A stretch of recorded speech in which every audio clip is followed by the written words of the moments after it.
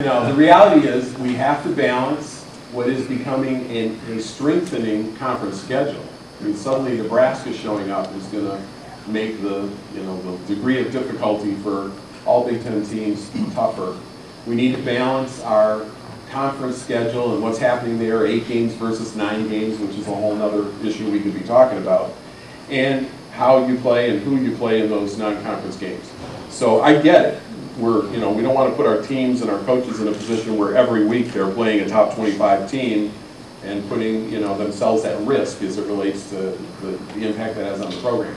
But from time to time, I got no problem with Michigan, as you see with many of the other marquee programs around the country, teeing it up and playing against the national power and displaying who we are and what we're willing to do. And through that entire explanation, he never said the word Alabama. I never did. Any other questions? There was another question. Yes, sir, right here. There'll be a microphone. Right up in front.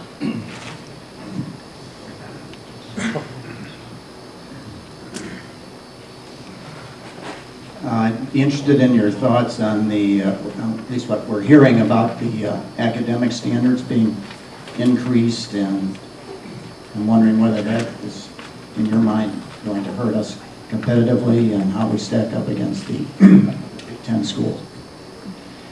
The NCAA a few years ago created a circumstance whereby there really created a lot more flexibility in terms of what the NCAA minimum requirements were for eligibility for incoming students.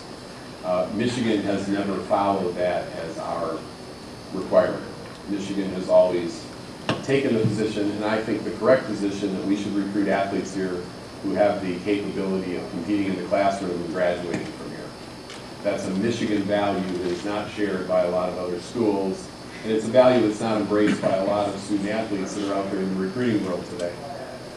So what we tried to do is come up with a set of metrics that are more Michigan's than they are anybody else's, as it relates to what we think we need to see in terms of test scores and GPA and other measures that give us reason to believe that the people that we're recruiting to come and represent us in all of our sports are people who can also go and compete and feel comfortable in the classroom and have an opportunity to graduate from Michigan. So we have our rules, and those rules have always been there.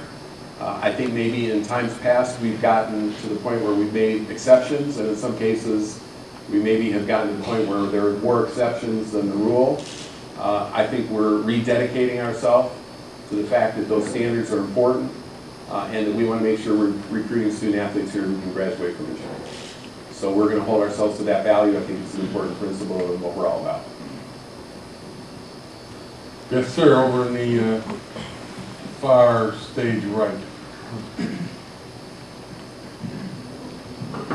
You have a substantial asset in the stadium, substantially more than we had just a couple of years ago, and you've been quoted as saying that you have aspirations to use it for more than just football. Could you talk about that?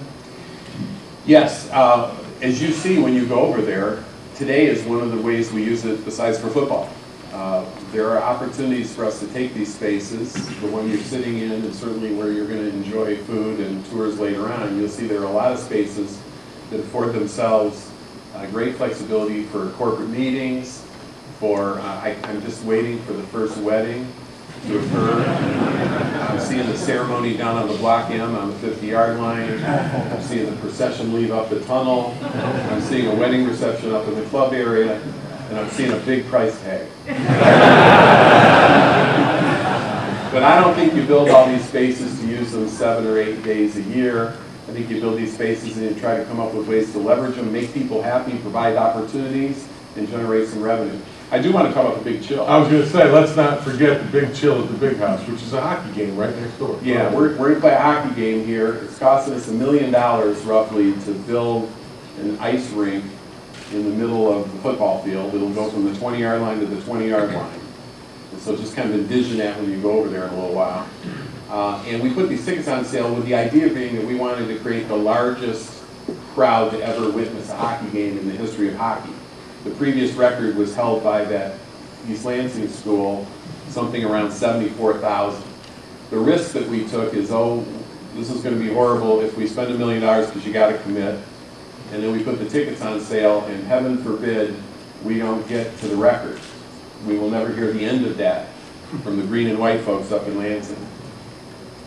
Within the first 5 days, the tickets were on sale. We were assured of having over 80,000. We quickly, within the first 2 weeks, were over 100,000. I had to shut off ticket sales once we got to about 103,000 because we were worried we were going to sell the whole thing out before our freshman class got here in the fall, and we wanted to make sure that every student athlete had a chance to buy a ticket. We now have a waiting list that's building, so we'll offer tickets to our freshmen. They'll take whatever they want, and whatever they don't want, the waiting list is going to take. And we have probably a better than good chance that on December 11th, 2 weeks before Christmas, in the big house, outdoors, we're going to have a hockey game, and inside that stadium will be the largest crowd, not only in the history of hockey, the largest crowd in the history of Michigan stadiums to ever watch anything. Think about that. And that says a lot about our fans. It says a lot about our hockey program, Red Berenson and our hockey program. It says an awful lot about the big house and people's interest in going there for big events and big stage opportunities. And so I think there's a lesson to be learned there. From time to time, we have these wonderful facilities. Let's come up with creative ways to use them and allow our community to enjoy it.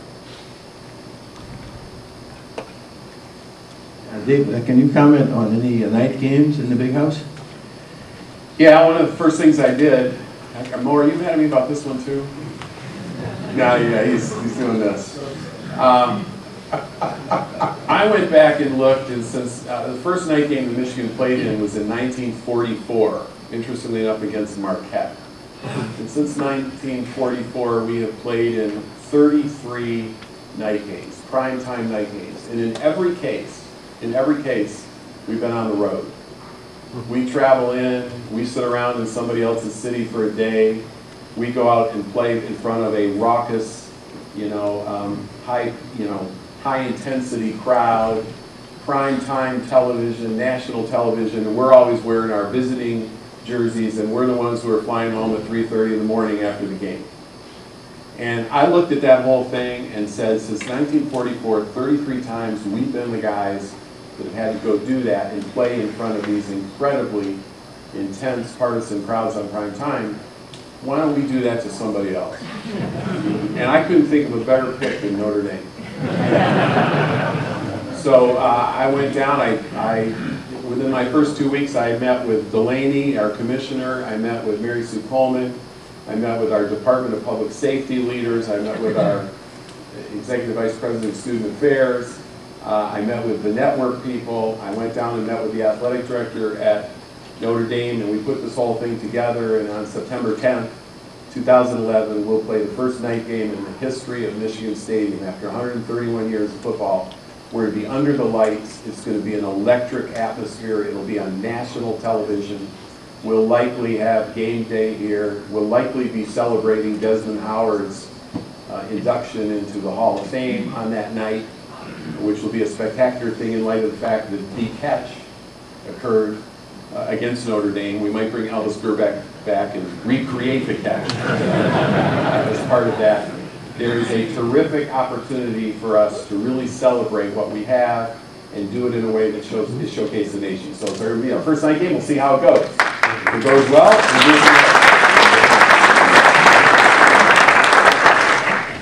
Any other questions? Yes, right here in front. Right here.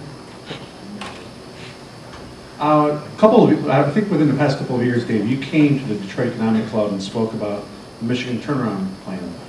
Have you stayed on top of that? Or, I know I think you called the people up in the Michigan legislature being like with a group of kindergarten kids. Did you ever think about... I think I said something about adult supervision. Kindergarten. Did you ever even consider... See, those people now appropriate funds to universities.